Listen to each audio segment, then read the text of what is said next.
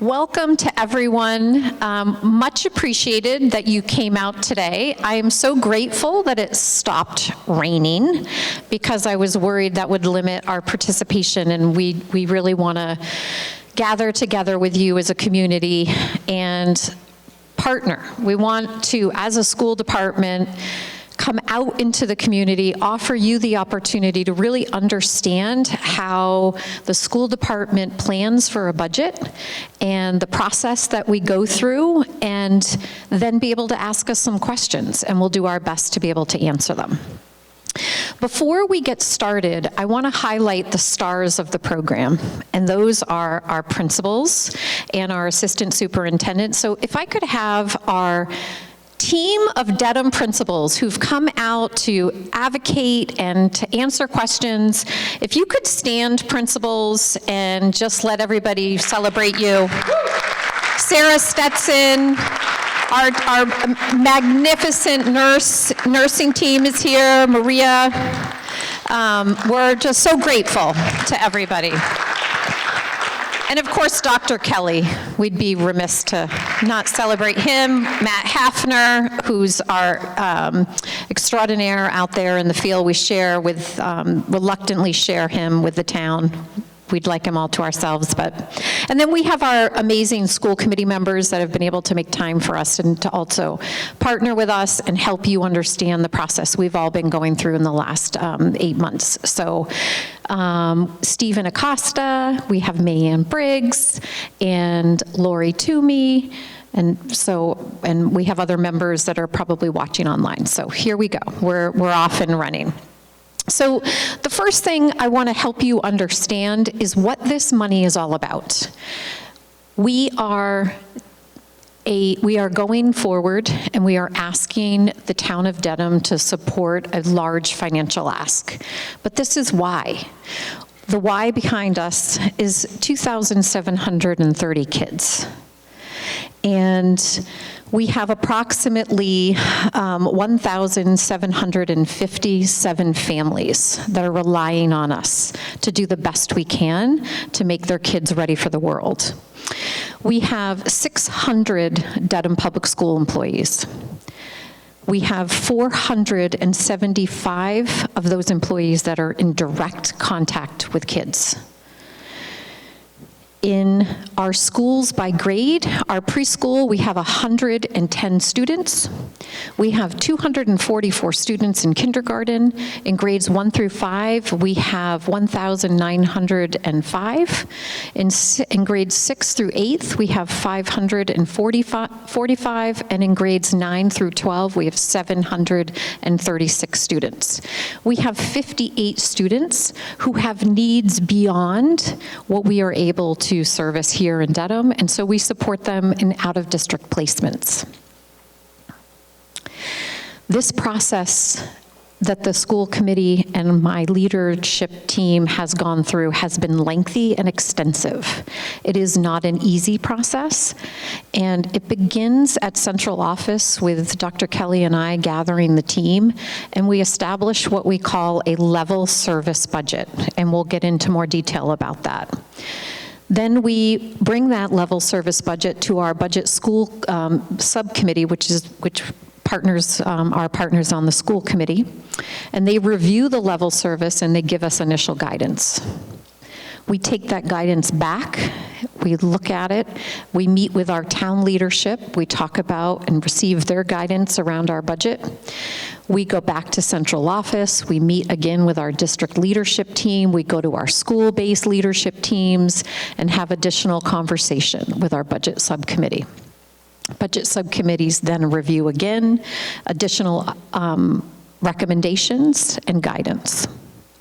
Central office, we bring together all of our stakeholders. We talk about what we need, what is essential, what are some things that maybe we can consider based on our guidance from our other our town officials, where can we maybe limit some of our expenses. We go back to our school committee. The budget subcommittee settles in with what we feel is the right space request from the town. They vote to approve it. We take it to the full body, have a public hearing. The school committee then votes and approves the request, which is 8.06% increase. And then Dr. Kelly and I began our building-based budget forums. This leadership team is new. Dr. Kelly and I are new. Dr. Kelly's new in his role. I'm new in my role. Both of us are committed to transparency and to building relationships with our community and trust. And so through that, we've been meeting with our schools. All 7 of our schools had a after-school voluntary forum where we took them through this similar process and allowed them to ask us questions about it. We've met with our leadership, our town leadership, and today here we are at a community budget forum. So when we talk about level service, we're talking about what does it take in 2025 to provide exactly what we provided in 2024.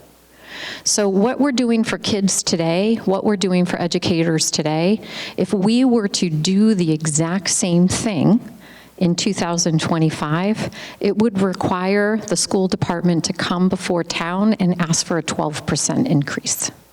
We know that Dedham historically approves between a 3% and 5%.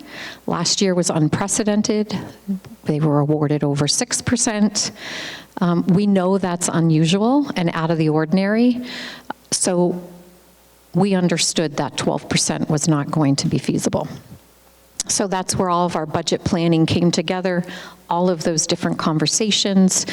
That's where we landed with our budget subcommittee and our school committee. They recommended and approved an 8.06%. And so here we are.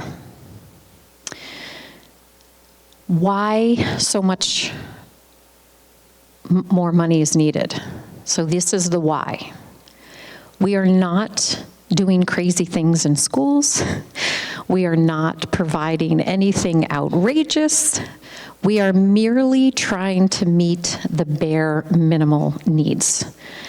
We have extraordinary drivers. We have extraordinary costs around unanticipated transportation fees.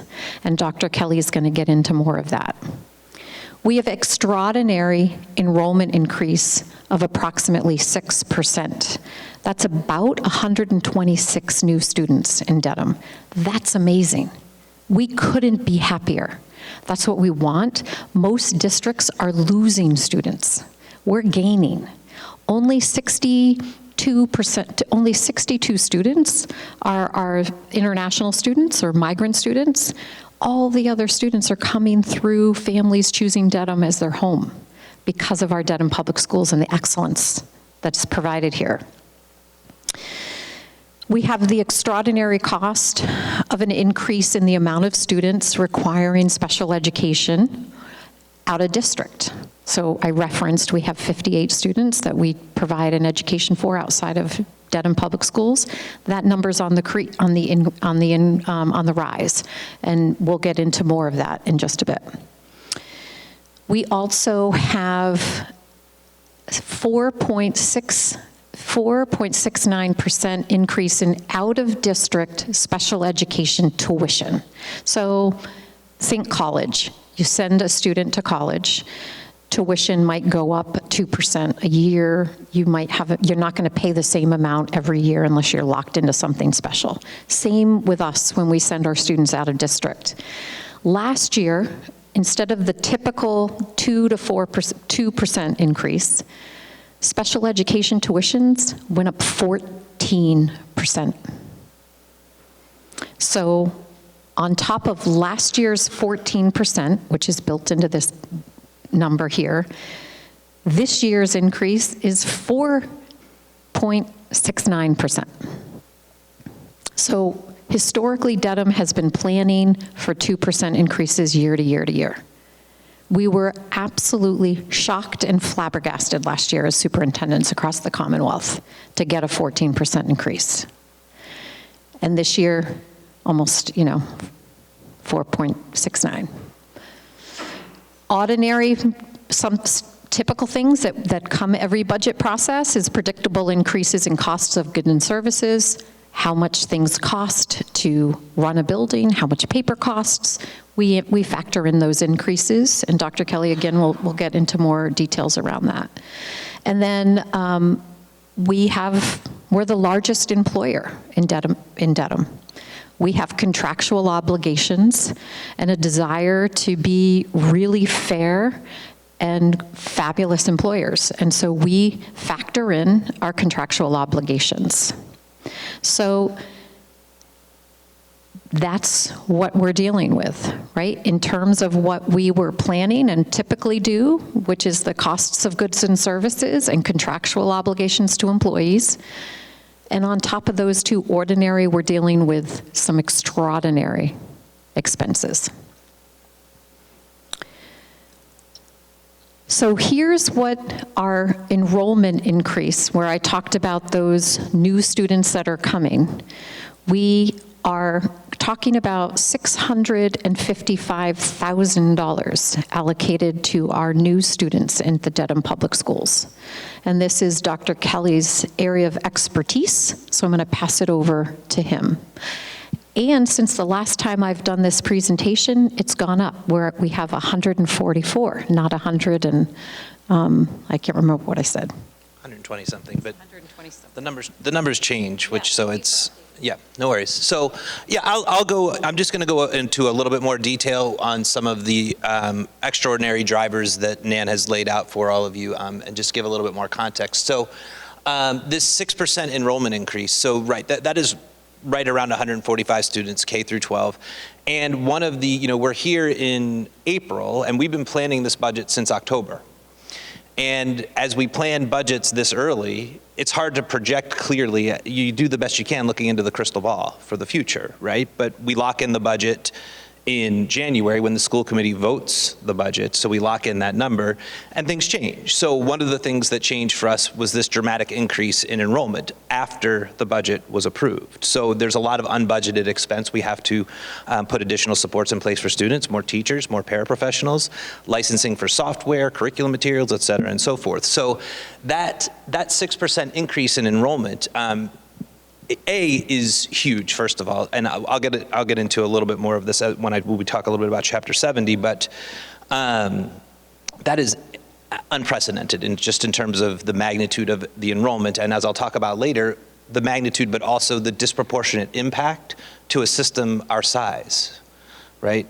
Where our budget is different from other larger communities where it's not so much to absorb that. So this $655,000 approximately translates to about a 1.2% increase on our operating budget.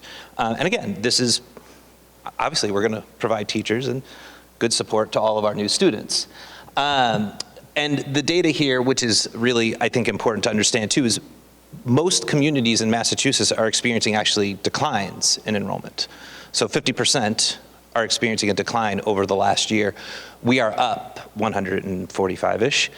And the average for communities who are increasing is about 43 kids, right? So you kind of get a sense of the magnitude of the change. It's huge. And again, as Nan said, I think it's a great problem to have. More families are choosing Dedham. That's awesome. We start with the enrollment because that then plays into where Nan had, Superintendent Murphy had talked a little bit about the out of district. So anytime you have a distribution of anything, students, populations, cars, trains, it doesn't matter. There's a normal curve. You remember the bell curve, perhaps? And in any distribution, you expect 1% to 3% of that distribution to be far away from the mean on either side, to the right or the left. And when we have an increase of 6%, we also expect a normal increase in out-of-district placements for children. So we have seen that has played out. And again, this is all post the approval of the FY24 budget. So when we have that move in, we have a handful of children who require those out-of-district placements, and those placements range anywhere from $75,000 to $275,000 annually. So the costs escalate quickly, and we have to make sure that kids in Dedham have exactly what they need. So we make sure that the children land in the placements that they need, and we provide, obviously, the financial tuition to pay for them. And as Nan had said, the other piece of this that's associated, and we'll talk a little bit about tuition as we go, is you have an increase in the number of placements, and you also have, over 2 years, an almost 19% increase in the tuitions themselves. So it's a double whammy. It's more tuitions and more expensive tuitions. And again, post the approval of the budget. So that we're tracking that right now at about $500,000 in additional cost for next year, which is just south of 1% on the budget. Transportation is the big one, and I'll spend a little bit more time diving into this. So I'll start with the big number at the top, a 2.2% increase on the budget for next year. Our current budget for all transportation in the Dedham schools is $1.2 million. We're tracking a 100% overage on transportation for F24.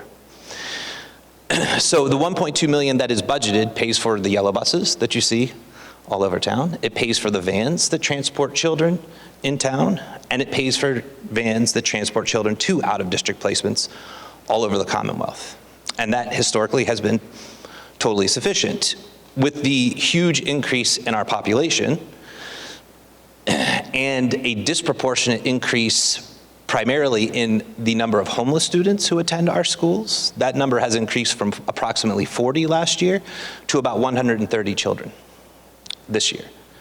So that's important because what has happened is the need for specialized or small van transportation has far exceeded the capacity of our vendors who are on contract to provide that service.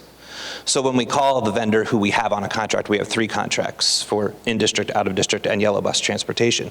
The vendors, because there's a terrible labor shortage that you're all familiar with at this point, they can't hire drivers. And when they can hire drivers, they're paying more for the drivers because they can't get them. Vans are running $80,000 to $100,000 per van.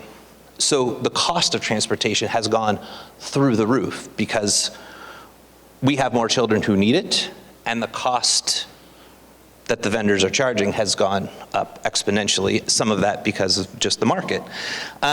So when we go to those vendors, so just again for magnitude, a child who we are transporting in district in a van is $37 a day.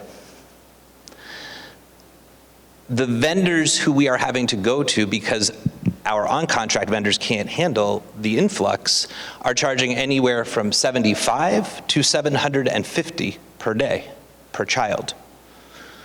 Okay, so the magnitude there is massive. So $750 a day over 180 days is about $120,000.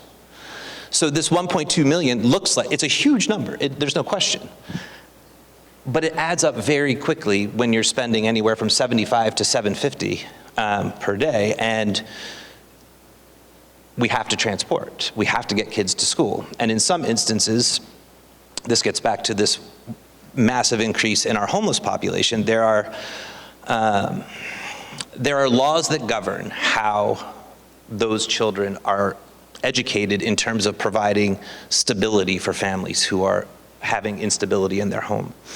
So the law says that if the family is living in Dedham and becomes homeless and is placed, let's pick Plymouth, is placed in Plymouth, the child can remain in school here if that is what the family wishes. And the cost of the transportation between Plymouth and Dedham is shared half between Plymouth and Dedham. So it's half and half, but if you're spending $350 a day, that's a lot of money. So this law that is intended to provide stability for kids is good. The intent is right, and it was formulated at a time where we didn't have a massive influx. It's not necessarily geared for what's happening right now. So that's part of what's driving. So like I said, I don't know how else to describe them. These massive increases to the transportation costs are stacking up to a 1.2 million need for next year. Because these are not one-time costs, they're recurring, where we will continue to transport. So what does this all mean? So that we've got the enrollment, the out-of-district, and the transportation. And Superintendent Murphy had talked a little bit about this earlier with the level service. And usually, in a usual year, we're looking at the cost of goods and services and the obligations that we have to our employees. And the good news is between January and June of last year, we were able to settle almost all of our contracts with our educators, our education support professionals, all the folks who work for us. So we had a good sense of what it was going to cost this year. So we knew that. So we knew that the personnel obligations we had were going to be pretty predictable for F25. And as Dan said, goods and services. Paper costs more, licensing software costs more, MOPS costs more, everything costs a little bit more. So we increase that annually. It's these three right here that are not typical. And actually, when I built this slide, these are proportionate to one another. So you can see the magnitude here. But basically, it's pushing, we have to consider these because we have to, and then we have to look out here and put it all together. And that's where you get your 12% or a 60 and just north of $1.5 million level service. And that 8.06, that's a $4.4 million increase, $58.5 million budget. But green and the red isn't showing too well in this, but that leaves us about $2 million to come back from 12 to 8. So we are already looking at reducing the budget by 1.9-ish, roughly, million. And again, this is on top of, to get to 6.95 last year, we also cut $1 million. It was not, that did not meet level service.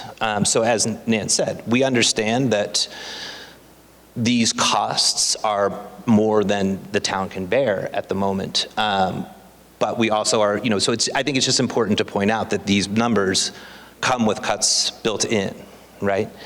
And they are really tough. And they're getting tougher because the first place we go is goods and services. We stay away from here until we absolutely can't go anywhere else. So over the past couple of years, as we've been scrubbing the budget to get the numbers down to a reasonable and supportable amount, we've gotten rid of the professional development money that we have for our educators. We scrubbed 15% out of all the supply lines last year so that we were, and in some instances, we cut it too close. We actually had to put some money back this year because it just was too far. So we're scrubbing them back as far as we can go, but there's not a lot of room left in the goods and services portion of the budget. We spend 80% of our full budget is spent on people. 20% is, again, tuitions, transportation, the goods and services, the things that we use to educate kids or get them where they need to go or feed them, et cetera, and so forth. So when we've run out of room in goods and services, the only place left to go is people. And our people, when you look within the 80%, 92% of them, as you saw with that 475 number, are student-facing, 92%. So the other 8% are our principals, our MEs, our custodians, our clerical staff, food service, all those folks. So we're in a really tough position as a district because when we have to make up 6- and 7-figure numbers, the only way you're not making that up with paper and crayons. You have to, it's people, it's salaries. Those are the big numbers, and that's what we have to look at. So right now, we have been using a number that's right around the 14 FTE, so we would have to reduce about 14 employees to get this number back to 8%. And that's based on an average, so we look at the average wage within the school department and then divide it by the full number, because as we proceed through October, November, December, and January, it's too early because we don't know where the budget's going to land, so we don't get into like exactly who is that going to be. But it takes a lot of FTE to make up a gap like that because the numbers that the salaries that you're having to cut are actually the lower salaries in the district because we work primarily based on seniority. So we have to take more FTE in order to pick up the gap and make it there. So it's tough, and obviously we don't want to be in that position, but I think it's important that the community understand that's what it's going to take to get 1.9 million out of the budget. So I talked about this. I don't need to go over that again. I did want to take, Chapter 70 has been a big topic of conversation, and I wanted to just give a quick overview on Chapter 70 funding and help people understand how that's potentially impacting the town's budget and our budget for next year. So Chapter 70 is the primary mechanism by which the state provides financial assistance to to municipalities to support education. And Chapter 70, it is wildly complicated. I've been doing this job since January 3rd, so I have 3 months better understanding of it than I did before. But the way it's formulated, basically what Chapter 70 is doing is it's establishing a foundation budget. It's not a real budget, it's not your budget. What it's doing is it's taking your foundation enrollment. And I want to go back to, I'm going to dive a little bit more into the foundation enrollment. But it takes the foundation enrollment, the wage adjustment factor. Labor here costs more than labor in Pittsfield, right? Employees cost more here than they do in the West. So what it's doing is Chapter 70 is accounting for the costs associated with providing good employees within your district. Inflation, don't need to explain that. It accounts for inflation. And then it takes into account local factors in terms of tax revenue, stability of your budget and of your kind of financial infrastructure within the town. And it establishes per pupil rates that are given for different kinds of educational expenses. I'm going to dive into those in just a minute because those are important in terms of our Chapter 70 money for this year. But I want to go back to the foundation enrollment for a minute. So I talked about the magnitude of that 144 children. Those are the kids who walk in the door. Foundation enrollment are the children that we are responsible for educating. So that's all in. That's kids who walk through our doors, kids who are in out-of-district placements, kids who may attend charter or vocational schools, et cetera. It's everyone. That foundation enrollment is actually up over 200. I think it's about 220 students. And foundation enrollment is what Chapter 70 is based on.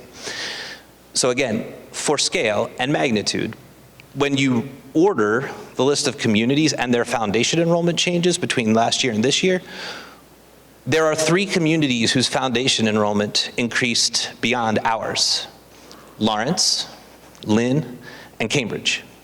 Those are the 3 whose foundation enrollment went up more than ours. And again, just for magnitude, Lawrence has a $250 million budget. They educate about 18,000 children. So again, I talked about that disproportionate impact, right? Absorbing 250 kids into an 18,000 child school system is a little bit different than absorbing 144 into 2,600 or 2,500 at the time. So that's really important because, I mean, well, it gives you a sense of the magnitude, but when we look at Chapter 70, and then there's this kind of amendment to or addition to Chapter 70 in 2019 that's called the Student Opportunities Act. And what SOA, basically the premise and the kind of the intent of SOA is to provide greater equity in educational opportunities across the Commonwealth. And the way that it does it, like many kind of legislative acts, it does it through funding and helping to provide additional money for certain populations of children by targeting, these are the spending categories I was talking about earlier. So when we get a per pupil rate, we're getting per pupil rates for administration, instructional leadership, you can read all of these 11 categories. And so basically, Chapter 70 says, we're going to give you, for every child, I'm making these numbers up, but this is the idea, we'll give you $2, every kid to put towards administration. We'll give you $3 for instructional leadership per pupil, right? What SOA does is it says, while Chapter 70 will give you $2, SOA is going to increase the per pupil for benefits and fixed charges to $3. And that's per pupil who is identified as high needs, so low income, students with disabilities, English learners. So within that foundation enrollment increase, we also have this disproportionate increase of children who have a lot of needs. So Chapter 70 and SOA are providing more money to communities who educate children with high needs, which again says to me, it's a very complicated formula. Sometimes it's criticized. This tells me the more I've learned, it works pretty well. Because what we're seeing in Dedham this year is a $2.7 million increase to Chapter 70, which translates to about a 5% on our budget, on the 54.1 million of the F24 budget. And again, I like to just, give the scale and the magnitude. Over the last decade, our Chapter 70 has increased by, on average, $250,000 annually. So a tenfold increase this year.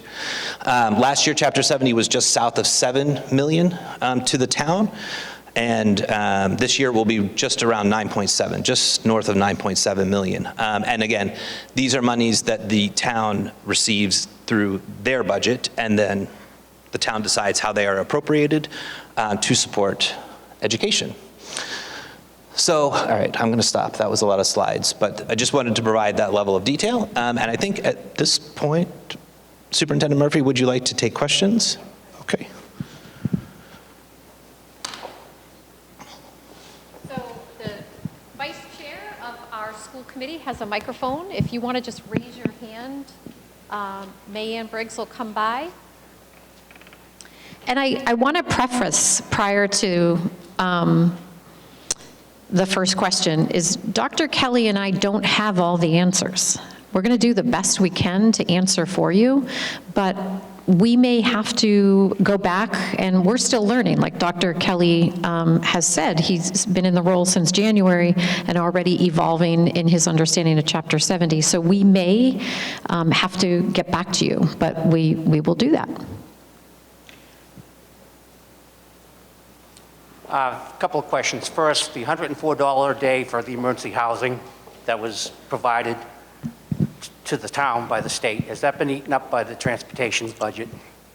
Yes, you nailed it. So right now, the $104 per day, we have about $475,000 in the door. It's coming in 3 installments over the course of the year.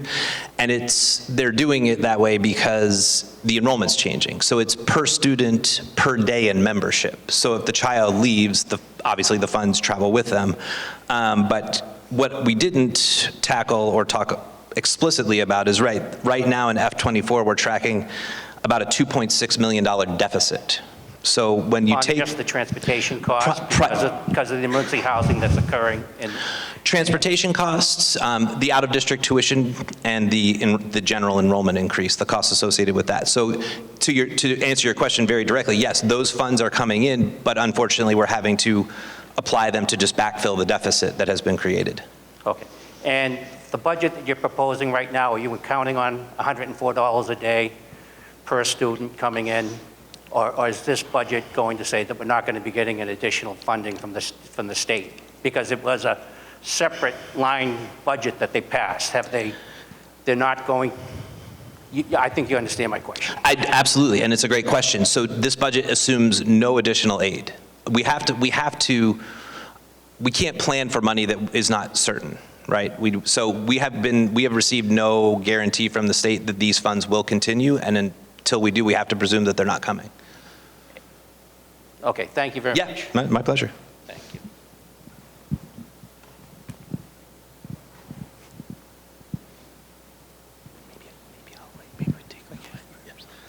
William Gallagher, Precinct 6. Thank you, Dr. Kelly. Thank you, Dan, Superintendent Murphy, very much. So 8.6 proposed increase. So am I correct in that with the Chapter 70, the ask of the town is 6.3 minus 2.7? Is that a fair representation to the town? Well, I won't question the fairness of what you're saying, but what's complicated about Chapter 70, and this is like kind of on the next 5-week horizon for me to get my hands underneath and understanding, is Chapter 70 is provided to the municipality to support education. And so, for example, just to educational expenses that may not be part of our operating budget. So health insurance benefits for all of our employees, right? The DPW plowing our streets and our lots. So there are costs associated with running the schools that just aren't buried in our operating budget. So it's fair for the town to say, yeah, well, we're going to use some of Chapter 70 to offset those costs. There are also, and I don't have them up here, but there are fees it's called the cherry sheet. When you get your cherry sheet that tells you how much Chapter 70 funding you're getting, there's also a second sheet that tells you how much fees you're being assessed by the state too. And some of those fees that you're being assessed via the state are educationally related expenses. So I think this number gets drawn down, but fundamentally, yes, if the town's budget, I think it's somewhere around 135 million roughly this year. Right, so fundamentally the idea is, right, if it's 135 and let's just round this up to 3, this helps to offset the overall budget and bring that the burden to the taxpayer down by $3 million to $132 million, for example. But it really, like, I'm not exactly certain how the town applies those funds, but I don't know if I answered your question, but. I mean, and not to look into specific numbers, but the bottom line is the Chapter 70 funding is increased by almost 3. And yes, it's a big ask of the town for 6.3, right? But it is offset to some degree. Yes, that's a fair statement. Oh, please, yeah. It's offset should it be applied. Okay, so that's the important part here. So should the town, and that's certainly what the principals and the team and the school committee is advocating for as much of the funding that is coming to the district because of the extraordinary circumstances that we have, as much as can be applied will help offset. So for a superintendent coming before the town for the first time and asking for 8.06, it would feel a lot better if I knew Chapter 70, what Chapter 70, if at all, would be applied, because that number will come down and feel more comfortable to the community. So the more Chapter 70 that gets applied, the less I am asking and our committee is asking for taxpayers' support. So the more that's applied, the less percent I put forward as in terms of filling the gap to get to the 8%.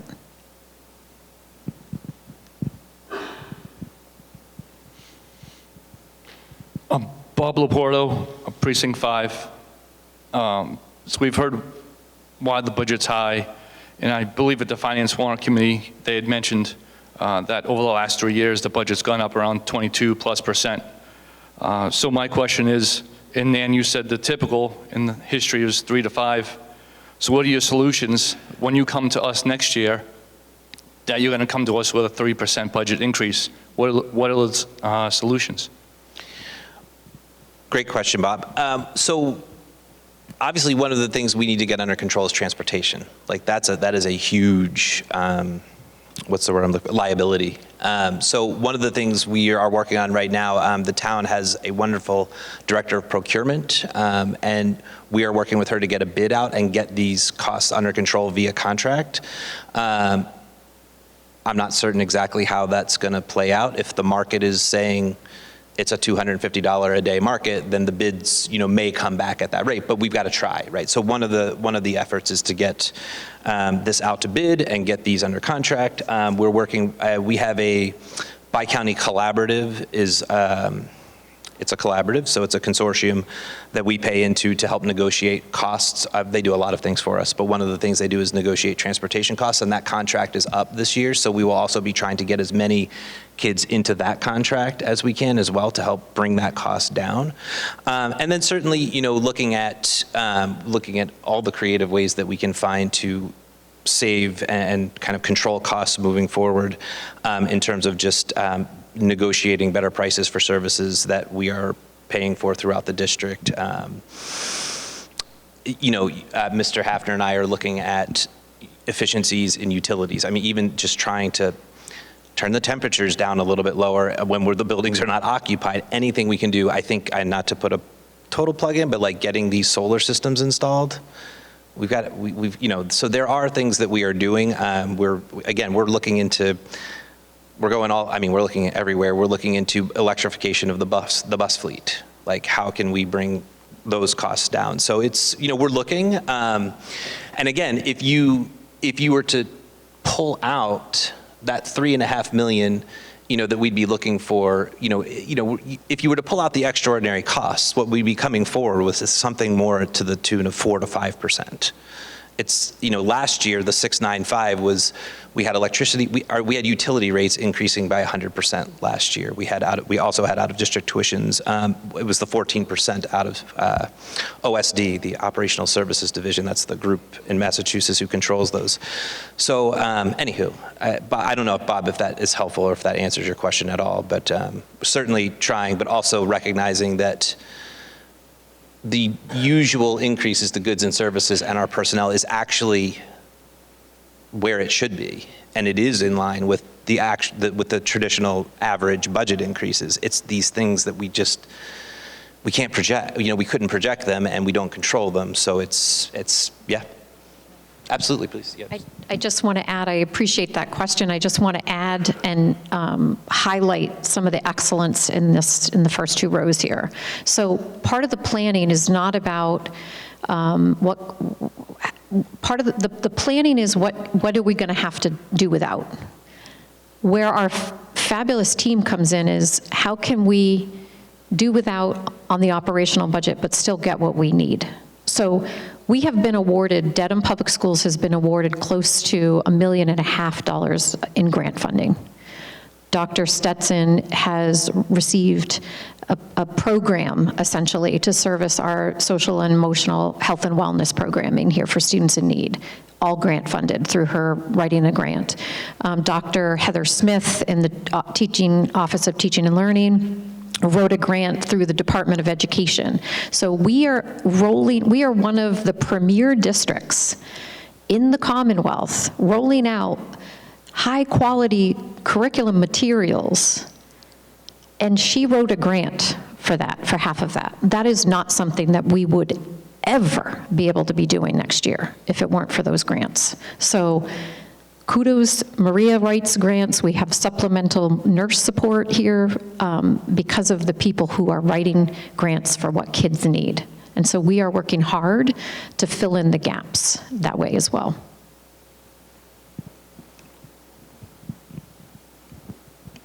Hi, I'm Susan Butler, Precinct 6. I just have a quick comment and then a few questions regarding out-of-district placement. So first of all, going to follow up what Bob said, I remember it was probably about 8, maybe 10 years ago, a former member of the Finance and Warrant Committee said that there has never been a cut in the district on the school side.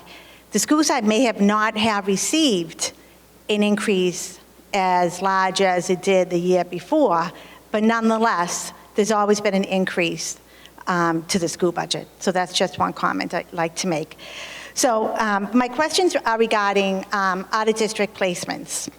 And my first question has to do with the alternative program. And this was something that I did not agree with. So shortly before you came on board, Superintendent Murphy, your senior staff made a decision to eliminate the alternative program at the high school. And I can't recall if the school committee voted on it or if that was a decision just by your senior staff. So my question is, since the alternative program has been eliminated, have any of those students that were in that program, are they now out of district?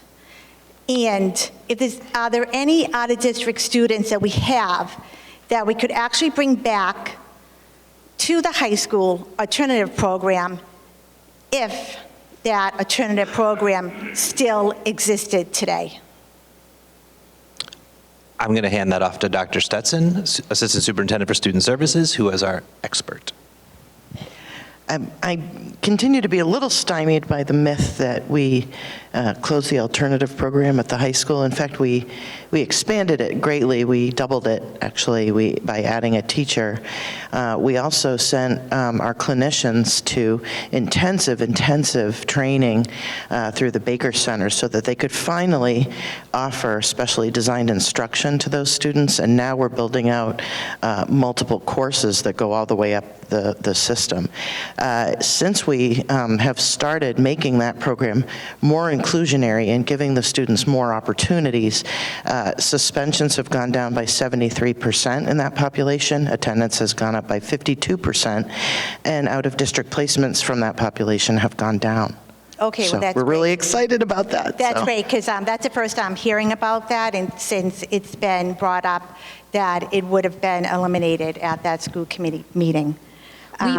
Dr. Stetson and Jim Forrest have both presented this year in school committee in meetings regarding that progress. Great, excellent. So going back to what Dr. Stetson said regarding the data, does the district collect any data of students out of district and how they are performing in terms of grades or attendance and discipline?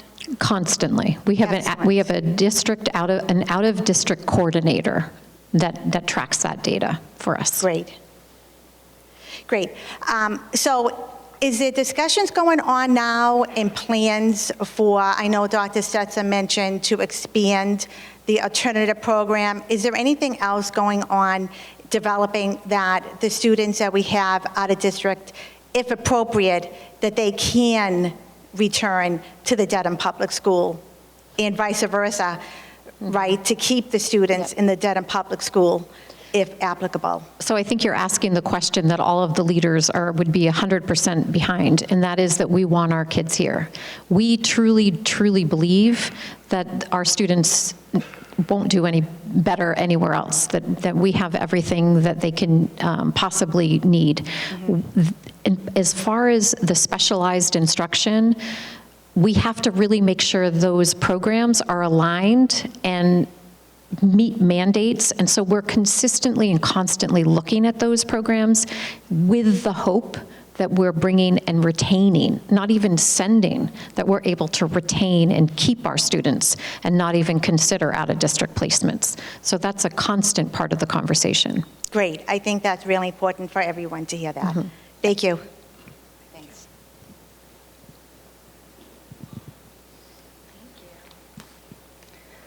I actually have a statement I'm going to read. I don't love public speaking, so bear with me. My name is Jennifer DeFries. I am a Dedham resident of 6 years and a proud mother to Abby, who will turn 5 years old in May. I felt compelled to attend this meeting tonight to share our journey with the Dedham Public Schools in the hopes of influencing budget discussions so that our students, the future leaders of Dedham, and the dedicated school staff have the resources they need to thrive. Let me begin by telling you a little bit about our story. Our daughter, Abby, is a remarkable child, intelligent, creative, funny, and determined, yet she faces challenges as she navigates the world on the autism spectrum. Abby has been attending the ECEC pre-K program for nearly 2 years. At 3 years old, she started a three-day program there and was given an IEP for speech and communication, school readiness, and social-emotional support. Initially, our journey was fraught with challenges. Abby struggled both at school and at home, lacking the necessary support. However, a turning point came when we discovered the Lark Center in Norwood, where Abby received tailored support outside of school. The impact was transformative. Abby began to thrive, demonstrating significant progress. We recognize that not all families have the means to access such vital resources, which underscores the importance of adequate funding within our schools to support students with diverse needs. This school year, per the recommendation of Abby's IEP team, we enrolled her in a 5-day program at the ECEC. While initially hesitant due to the reduced time for outside therapies, we understood the importance of schedule consistency for Abby's development. This decision has resulted in notable progress for Abby as she continues to benefit from a combination of school-based and external services and support. However, notable challenges within our district stem from underfunding and understaffing. I'll share some observations from our short time in the Dedham Public Schools with you all tonight. The first is the recent ECEC school psychologist paid leave. The decision to not provide adequate coverage during the school psychologist's parental leave has strained resources, impacting students like Abby who rely on consistent services and support. This responsibility has fallen on the middle school psychologist, whose workload is already demanding, to split her time between schools to fulfill the duties of the absent ECEC school psychologist. As a result, our daughter, and likely many other students, have at times missed their scheduled weekly sessions. Additionally, the lack of sufficient coverage has led to the pause of an important weekly social-emotional lesson in each classroom that are integral to the curriculum at this developmental stage. This situation not only burdens the available staff, but also deprives many students of essential services mandated by law. Insufficient support remains a prevailing issue, especially among special education teachers and classrooms. Despite their dedicated efforts, many teachers find themselves stretched thin in our classrooms with a growing number of students requiring special accommodations such as IEPs and other support services. While some classrooms are fortunate to have aides, many do not. And even in cases where aides are present, their assistance often falls short of meeting the diverse needs of students. We've consistently advocated for additional support in Abby's classroom throughout the year to benefit all students.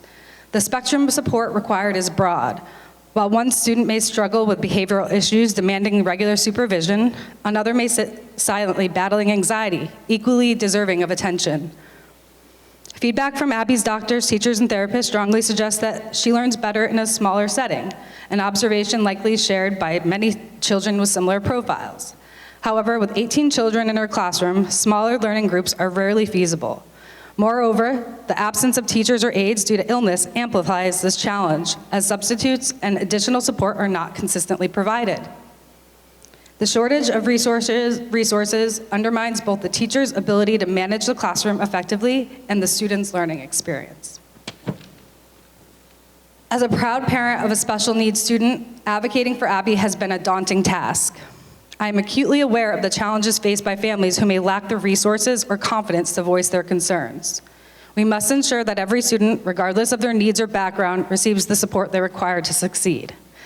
The demand for adequate classroom staff and support, including special education services in Dedham and surrounding communities, underscores the urgency of appropriately funding our schools. With a 6% enrollment increase last year, existing resources are already stretched thin. Cutting costs in positions such as special education teachers and aides in such a climate would only worsen the situation, jeopardizing the quality of education for our students. I implore all, I implore all stakeholders, the administration, the finance committee, town meeting, and the community to prioritize the investment in our students, teachers, support staff, and facilities. Superintendent Murphy's proposed budget is a crucial step in the right direction. Still, I urge you to consider additional funding to retain vital special education teachers and provide much-needed support staff. Every classroom in Dedham should have the resources necessary to foster a nurturing and inclusive learning environment. As a mother deeply invested in our community's well-being, I ask you to imagine a future where every child, like our sweet Abby, can thrive and flourish to their fullest potential. We're nurturing Dedham's future when we prioritize investing in our schools now. It's about fostering a community where our children can grow into compassionate, resilient, and empowered individuals who contribute positively to society. Your thoughtful consideration and commitment to our children's education mean the world to me, my family, and countless other parents. Thank you for your time.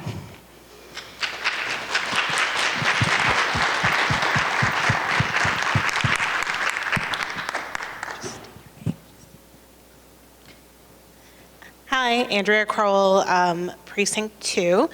So my question is, what is the town's feeling about this percentage increase if it's more than double of what typically happens? Do you have any feedback on that?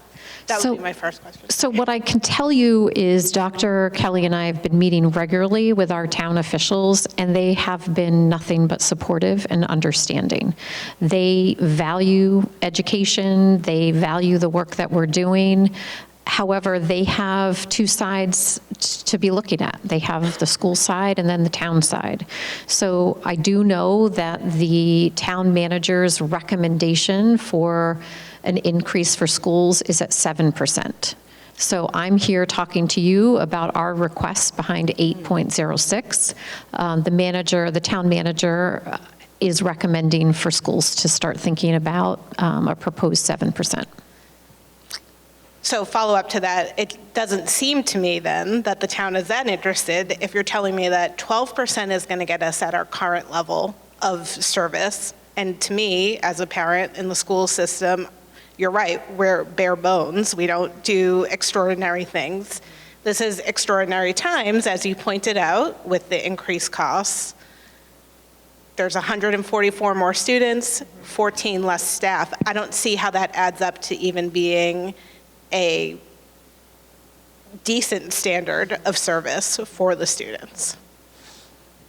I know it's not in your hands, but so I would invite you. I would give you the 12%. Yeah, so I would invite you to have that conversation, with the stakeholders that might be able to answer those questions for you.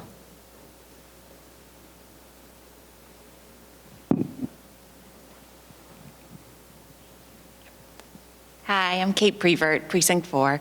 I have a question, well, two-part, it seems like the theme of the evening. When it comes to the 8%, you mentioned a 14 FTE decrease. Where would those come from exactly? We are consistently talking about how do we, it's a hard conversation for us, especially for our leaders. I mean, these are people. These are people that matter. And at this point, we can tell you it's really across the district. There isn't, we can't narrow it in on one particular area at this time. Okay. And then if the 7% budget is recommended, as you mentioned, for the town manager, where does that additional funding cuts come from? Have you thought about that piece?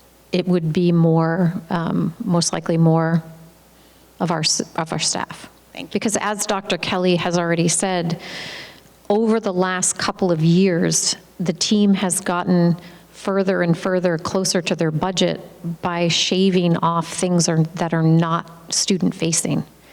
So we're at the point where all of that has already been eliminated. And so now we're in the inner circle that we've preserved for so long.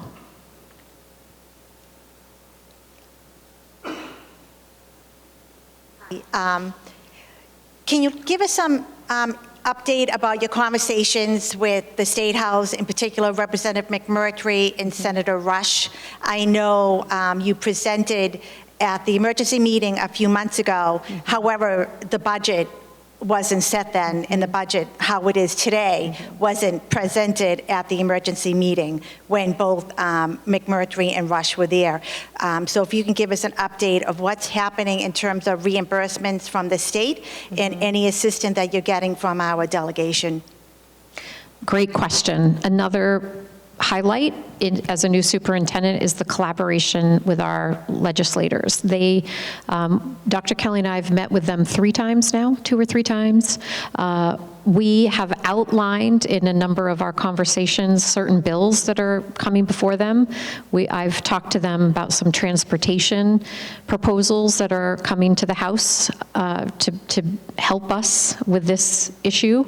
Last year, I don't know, I can't speak to the legislation here, but our legislators around the Commonwealth were very supportive of carrying on the conversation around lowering the increase of special education out of district. And so that is still an ongoing conversation that we're having with our legislators.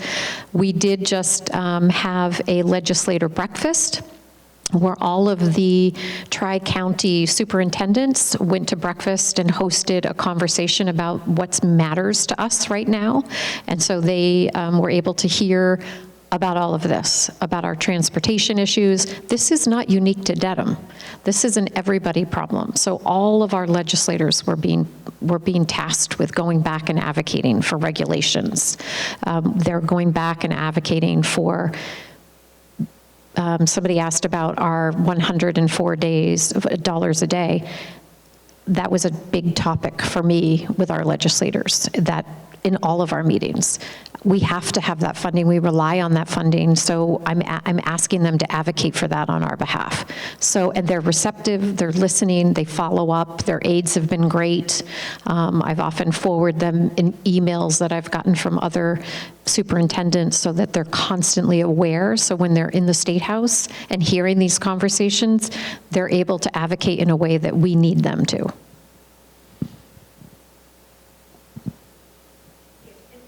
Just one other bill. If people don't know, right now, nonprofits across the state, especially in Dedham, we have so many of them, especially private schools and colleges and universities, that do not pay taxes. They only pay in lieu of. And there's a bill that's sponsored by a state representative in Somerville, at least getting nonprofits such as Northeastern University and other private schools and churches to pay at least 25% in taxes. It's really not fair that residents are picking up that extra tax burden when nonprofits are not.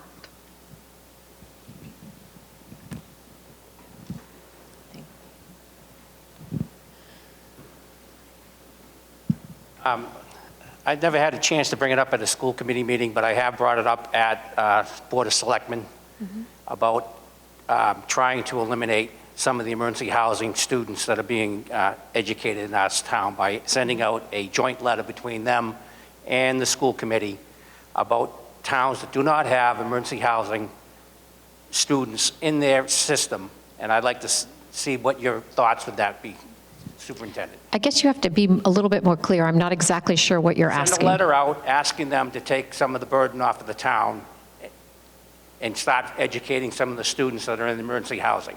We know Westwood doesn't have any emergency housing. We know Canton doesn't have any emergency housing. It's fell on Dedham to educate these students. And the worst part has been the ECEC, from my understanding, they've had. And I feel for this woman that came up that said the overcrowding that is causing problems for her student being educated properly. And so I would like to know what your opinion would be about sending out a joint letter from the school committee and the Board of Selectmen to the surrounding towns about taking off some of the emergency housing students out of Dedham and into their school systems. Thank you. Great. So I want to remind you, we're talking about 60 kids. This is not an influx that's beyond what we're able to handle. So I'm going to answer your question, and I'm going to tell you that our migrant students, our Dedham Public School students, and these leaders are going to tell you that we will love them and educate them and support them and their families for as long as we can.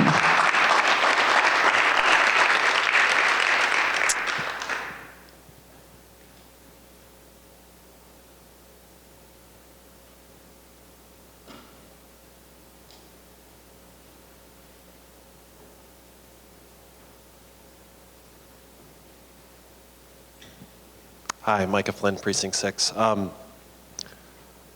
I'm going to go back to, I think, Bob or somebody had asked earlier about, with this incredible increases we've seen, particularly around the transportation budget, like a 100% overage feels a little unsustainable. And so I'm happy to hear that that's one of the things you're thinking about proactively, about how do we try to prevent that in the future. Yeah. You tell me if this is crazy or there's a reason we don't do it. When I was a kid, I swear I thought I would never be one of those people who gets up in a meeting and says, when I was a kid, we did it differently.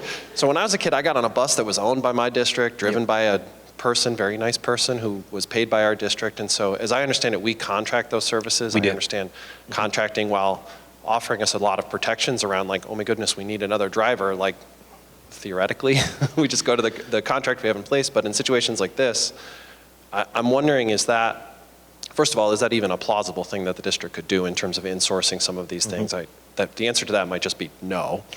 But also, if it is, like, how do we start to make that evaluation in a way that's reasonable, where it's like at some point it seems like contracting might actually be costing us more money than it's saving us potentially or protecting us another way. So again, you tell me if I'm totally out to lunch on this, but I won't say you're out to lunch. We've fielded this question at many of our budget forums with our faculty. So is it possible? Yes, it is. The challenge in a community our size, I'm a Dedham resident too, so I also live here, so I understand all of the kind of associated issues with all of these budget talks. The challenge with a community our size is that the capital outlay, first of all, to purchase all of the buses, and then negotiate contracts, hire drivers, that's one part of it. So there would be a massive capital outlay necessary to do that. And then it also requires maintenance of the buses, those pieces as well. But it's certainly not impossible, and I am looking into it. When I talked about the bus fleet electrification, so part of it is looking into not only a more efficient bus fleet, but is it even reasonable to think that we might be able to control costs more efficiently if we were to kind of make this a self-operated transportation system. One of the other pieces that's complicated is that, or the other side of this is that the yellow bus transportation actually isn't really what's driving this issue. That's on a 5-year or a 3-year with 2 1-year extension contracts. So it is a very controlled and predictable cost. The issue is with the vans. And I mean, right now, I would suggest, I don't know the exact number, I'll get it if anyone's interested, but I would suggest we probably have 50 vans, if not more, transporting 1, maybe 2 children all over the place. So we could never buy a fleet of vans that's sufficient to do that side of the transportation, and employ it and all of that stuff. So the best option for us right now is to do everything in our power to get it under control. Not only via a contract, but again, I'm not leaning on my newness. I picked this up. I've been working with it since January. Even, if you can't do it for this price, I'll give it to somebody else. And I've been doing that. So I've actually been getting a lot of these rates down from 260 to 150. Anything I can do to just, again, it's simple negotiation. So I'm doing a lot of that work right now. But to just, yes, the yellow bus is possible, the van fleet, unless, I talked to the Worcester Public Schools recently. They went through this process over a period of years, but I mean, this is a huge fleet, and they were able to bring their vans and all of that into the district, but I don't think that would be feasible for us. So looking into the yellow bus side, but the vans is just going to be an exercise in making sure that we do everything we can to control the cost. Yeah, thanks. I'll take the opportunity to make a statement, not about transportation, although you were very thorough in your answer. I'll also say, as the parent of a student who is a kindergartner at the ECEC, we've had an incredibly positive experience. He's, as far as I can tell, although I don't get much out of him on this, has loved being there. And there has been a lot of sort of transitions, I think, as you all know, including yourself. Yes. As part of this school year there, and he's also in a classroom that used to be part of the library and then was turned in. And so, I think we personally have experienced a lot of transition because of the growth in the student population at that school. I also will totally echo, sorry, I forgot your name, Jen, about how important it is to try and not reduce our FTEs where the things that we may not think about, but really have huge impacts around our paras and some of these other support professionals. Because I think those are the kinds of roles that, while there's these kinds of transitions, which we often have no control over, can really keep a basis of stability for our students. And so I will echo those same comments and say I hope everybody is supportive of finding ways to support the staff that we need to maintain. So thank you for all your work, and thanks for the presentation.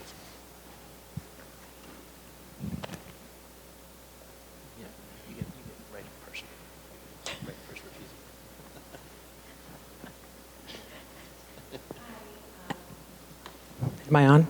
Ann Stevens, Precinct 6. As far as the expense that you were just talking about, all right, let's just say like the big buses is one expense for transportation, and then you were talking about sort of the vans. What percentage of the total cost would you say a guesstimate the vans would comprise? I'll have to do some quick math. Our annual yellow bus contract is just south of $1 million. So we have 1.2 million we have 1.2 million in the budget. So I would say our on-contract vans, so our in-district and out-of-district vans, are running somewhere in the $300,000 to $400,000 range. So it's, in that landscape, it's about a quarter of the budgeted. But beyond, 100% of the overage is our vans. Do we know how, like neighboring communities or similar communities to Dedham, how their expenses track? Are they paying for students to be transported to other cities at the same level that we are? I can't speak to exactly, how much a particular district is spending, but I can say factually that we're all in the same boat because we are sharing costs with communities all over the Commonwealth. I talked about that cost share, where, again, a child becomes homeless at Dedham, is now living in Plymouth. I keep going there for some reason, I don't know. But we're sharing the costs with Plymouth, and likewise, a child becomes homeless in Lowell and lands in Dedham, we are sharing the cost with Lowell to transport back and forth. So it's happening all over the state, and further complicating matters is the state is also doing a lot of moving around of families. So oftentimes the families aren't making the decisions to move, the state is making the decision for them, which is not good for the children and the family, but then secondarily there is the added cost of, now you're cost sharing, a transportation for that child based on a decision that was really outside of everyone's Right, control. and it's not, a choice that the town of Dedham is making by any means. So is that something that we've been speaking to legislators about, to try to figure out if there's funding it's not something that a town should be on the hook for, again, if they've had no ability to prepare for it or plan for it, to pay for it, if there's a way to have that subsidized by the state, or if there's anything in the works for that? Yes, and certainly at the legislative breakfast, I took the opportunity to make that quite clear. And again, I know, getting back to some of the comments that have been made, these are our children. We are going to educate them. We care deeply about them. And I do know that, yes, Dedham has a greater influx than other communities, so we need to be advocating for Dedham differently, and we are. We've talked about Chapter 70. There are other forms of state aid that come in our indirect state aid to the school department, and in the governor's proposed budget, there is a proposed, we'll see if it gets to the finish line, a 93% reimbursement rate on, it's called, the law that governs all of this is McKinney-Vento. So there's a proposed 93% reimbursement rate on eligible McKinney-Vento transportation expenses. So we're hopeful, we're pushing for 100% of the funding for the 93%, that it stays there through the governor's budget process. And if that is the case, that would translate, I've done some rough math, that would look at like about $500,000 in reimbursement on eligible transportation. And again, that is awesome. That is indirect aid because it does not come directly into our budget. It goes into the town's budget. We are also getting back to Bob left, but I forgot to mention too, in terms of controlling costs and looking at creative ways to make sure that we are protecting the finances of the town and being responsible. We are tracking every penny that we can get, whether it be via McKinney-Vento transportation. We receive Medicaid reimbursement for eligible special education expenses. That's coming in annually to the tune of about $250,000 in indirect aid so services that we provide children, some of them are eligible for Medicaid reimbursement. We contract with a third party to help us with that because it's administratively laborious. So we pay, a small fee to a company that helps us to make sure we're tracking down every penny there. That comes in. And then certainly Dr. Stetson's office, there is state aid via a mechanism called circuit breaker, which is reimbursement for special education tuition and out of district tuition and transportation. And Dr. Stetson's office is fastidious about making sure that we get every single penny that we are eligible for. So when I forgot to mention that 12% level service gets to 12% primarily via the application of these offsets through state aid. So the circuit breaker aid that's coming in, circuit breaker comes a year in arrears. You get reimbursement for this year's expenses in the next fiscal year. So we are anticipating about a $3.3 million circuit breaker revenue stream for next year, and that's already been applied. That brings that budget down to the 12%. Okay, so we have already applied $3 million in circuit breaker. We've applied $750,000 in IDEA, Individuals with Disabilities Education Act. That is federal money coming through the state. We've applied $750,000 there to again bring that the level service down to 12. So the actual level service is actually out further beyond 12, but we've been able to bring it all down because we are tracking every cent that we can get it in the door. So the Medicaid and the McKinney-Vento, again, when you put those in with the Chapter 70, those are funds that the town has available to offset costs, but they don't come directly to us. That was a lot of words. Did I answer your question? Sort of. It feels like there should be more pressure at a state level to be funding things that, again, we can't be planning for, and that we're sort of forced to do. And it's the right thing to do, right, to continue having a Yes. dedicated. But, it just seems like it's something that, as far as town meeting goes, it's it feels irresponsible to continue to increase the tax burden to the level that it is now. And yet, I mean, I've always been very supportive of the educational costs. And so I feel like there maybe are potential windows into other funding that we could tap into.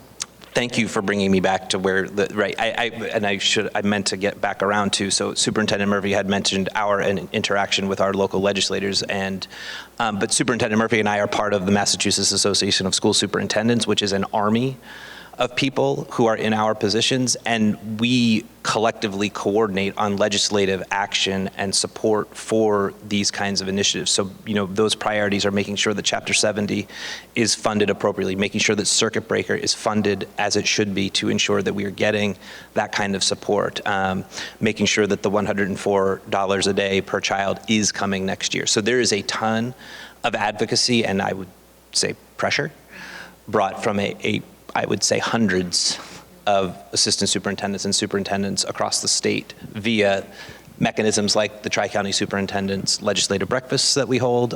So yes, absolutely. And the more we can do, yes, the better we are. I think we have time for maybe one or two more questions. We've got to get our principals home. They've got little ones that are going to cross thresholds in less than 12 hours. Sorry,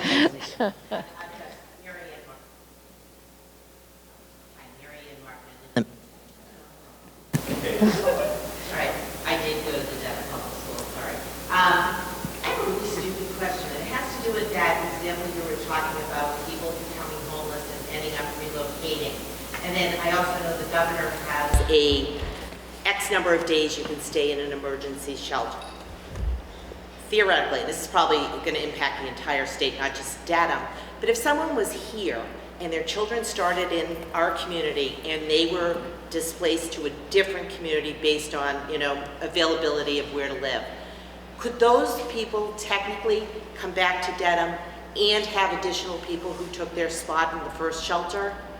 Yes.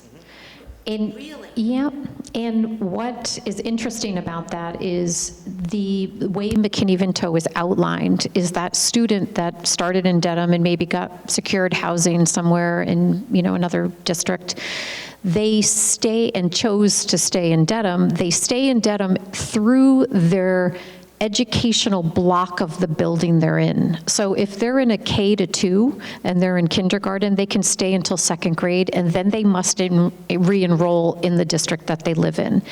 If they're in a K through 5, they can stay through 5th grade. And so that transportation expense would last a number of extended years. As a parent, I would want that for my kids. Of course.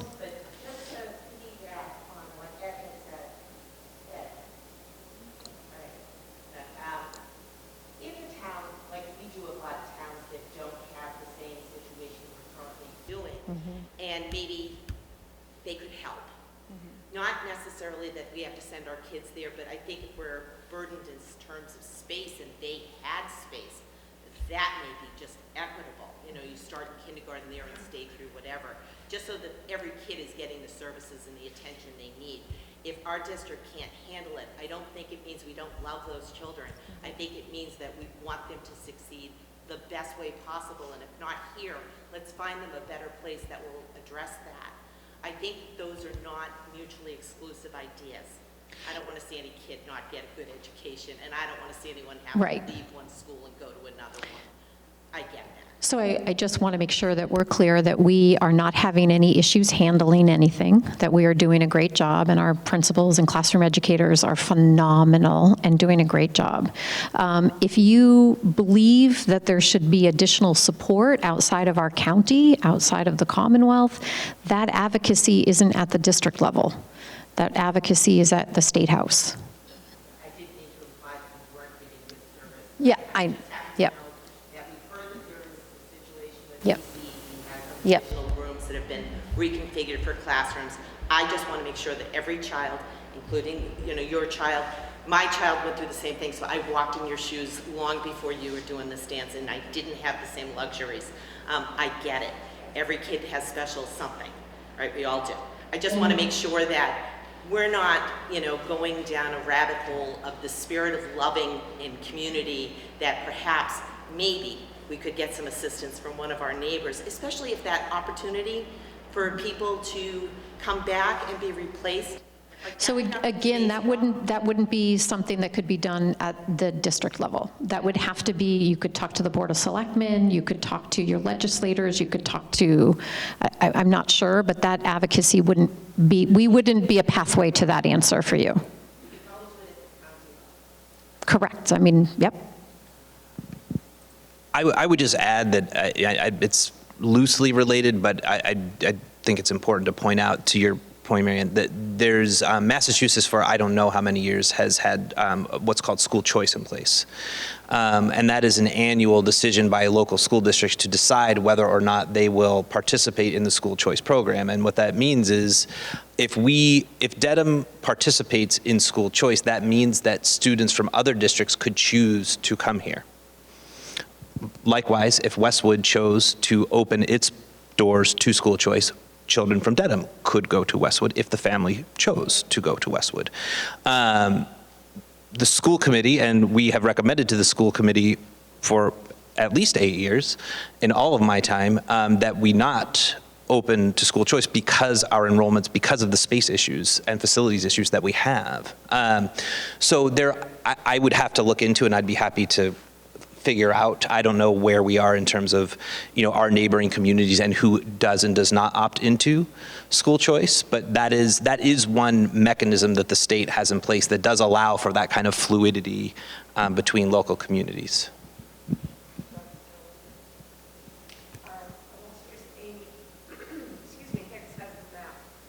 Oh, she does. Of course she does. I'll get the map, but it's good information to have, and but again, yes. But I just wanted to point that out. Who wants to be the lucky person with the last question? And it doesn't mean that you can't ask. Dr. Kelly and I will hang out, and also, as always, you can email or call us. Is there a final question in the House? I'd be happy to go as long as no one else wants to go. I don't want to. Hi, Josh Donati, Precinct 4. Watching this presentation, I got some flashbacks to last year. My last year on the school committee, I was part of the budget subcommittee. And we did a lot of work in the red there. A lot of work before things were presented to town meeting, to finance committee. And we ended up, before asking anybody else in town, we ended up cutting about $1 million from level service. And a good amount of those cuts, there was a lot of goods and services, professional development, everything that Dr. Kelly said, but a few of those were personnel. And a few of those personnel ended up being paraprofessionals. And fast forward to this year, there's been a lot of consternation about, and a lot of teachers that have felt the impact of that. Used to having an aide in every classroom, that's not the case so much anymore. Now some of those folks have been put back, which is part of the budget driver for this year. But I just wanted to bring that up because there's so much inside baseball to this budget stuff that really no one has any idea, and we just take it for granted as we go through the process. But that red there is a decision by, in this case, the administration, the school committee, to present something that they think is the best they can get to. Last year I heard a lot of people talking about, I'm sure there's more money somewhere, they're not going to actually, no one's going to actually lose a job. And as it went to town meeting, there was another $500,000 that was recommended, not to be cut, it's accurate, but just to be lessened from the original ask. And that money ended up getting put back, so we don't know what would have happened with that $500,000. But that initial cut of $1 million did happen. And there were real impacts of that are felt today by teachers and by kids. And so I just wanted to bring that up because I don't know, as I talk to people, I feel like there's 5 people in town who even know that happened. But a lot of people, especially the parents of the kids in those classrooms and those teachers, understand that happened. And so we're talking about possibly 14 FTE in the red there, and potentially more if this ask is not supported. And so I just want to name that because we'll be here again next year. There'll be consternation with parents. There'll be consternation with teachers about, and I've been a teacher for 16 years. I've never seen people in my profession so stressed out. And it certainly doesn't help if they're also having people that are supposed to be there to support them taken away from them. And of course, the only people that really dramatically impacts are the kids who are depending on us to do the right thing, to do everything we can. So I just wanted to name that piece, and then I had one silly question. I'm sure it's a silly question. But what is the licensing required for these van drivers? It's called a 7D license. You don't have to get too technical. My question is, huh? I'm just wondering, because we have an amazing community of people who are always willing to step up and do something to help. And you mentioned there's like 50-something drivers needed, and so I have no idea, but we're all thinking outside the box. And if there's a way to kind of crowdsource this as a community, unless it's not an easy license to get, but something to think about at least. It is an easy license to get. I don't understand all the ins and outs, but there are regulations around the vehicles as well. So the vehicles have to meet certain standards. I don't know them off the top of my head yet. And I do know, having had some lengthy and somewhat contentious conversations with some of our vendors, they are, they're not wrong in that the cost of these vehicles has gone up dramatically over the last 3 years. We all know this. Used cars are going for what new cars are priced at. So there would certainly be some investment, but yes, that's a great idea. And we have vendors calling, emailing, dropping by, handing off their packets, because everybody who can is getting in on this. So unfortunately, on some level, I've used the word gouging, and I don't shy away from that. I think in some instances that is exactly what's going on, and this is, to some degree, capitalism. There's scarcity, so when it's scarce, it gets more expensive, and the people are taking advantage of that. But yes, if you've got the license and you've got the appropriate vehicle, happy to have a conversation.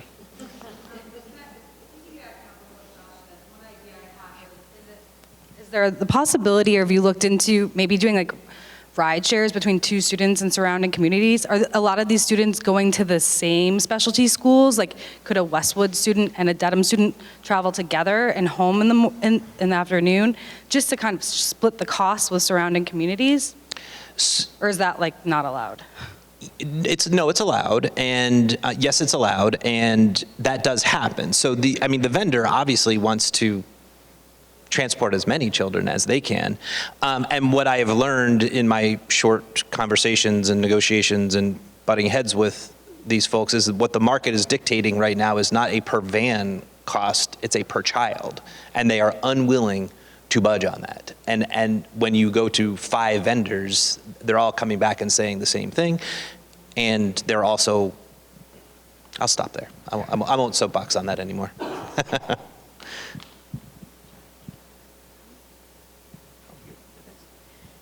So on that, we're going to call it a night, and just a huge appreciation for you taking the time to come and learn about this scenario, to be able to, I think a lot of times narratives can get generated in a district or in a community or even in your own work environment.